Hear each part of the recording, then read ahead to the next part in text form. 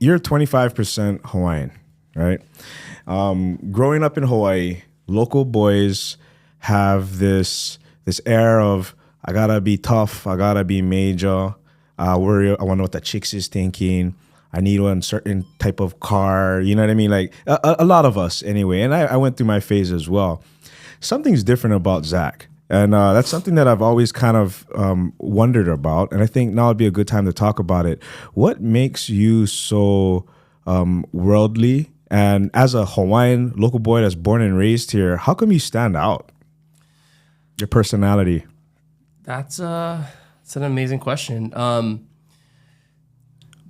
I think for me, especially with a lot of the things that you said, as far as like your typical local boy in Hawaii, you know, Banga's Union, lifted Yoda. I do have a Yoda, but that's a different story. Being Hawaiian in Hawaii, I think is already just amazing. We need more Hawaiians in Hawaii, first off.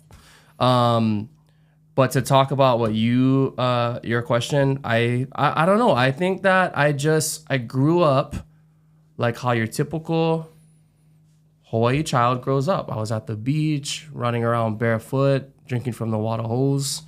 And then just kind of like throughout life, I was an athlete. I played basketball, played volleyball. But I also, like, I bodyboarded and I skated. And at a young age, I found like rock and roll music and punk rock and all these other.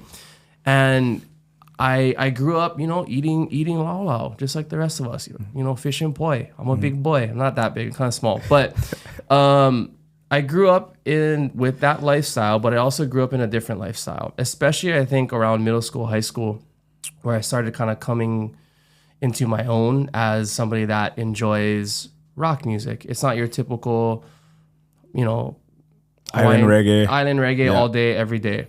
But I also grew up listening to like rap music, like bringing my uncle back up, right? Uncle was a big influence on my rap world. My stepfather was a big influence on my rock world. And then mom and the rest of Hawaii was my influence on island and Hawaiian and reggae. So as I got older, around middle school time, high school, I was still an athlete. I played sports from second grade to senior year.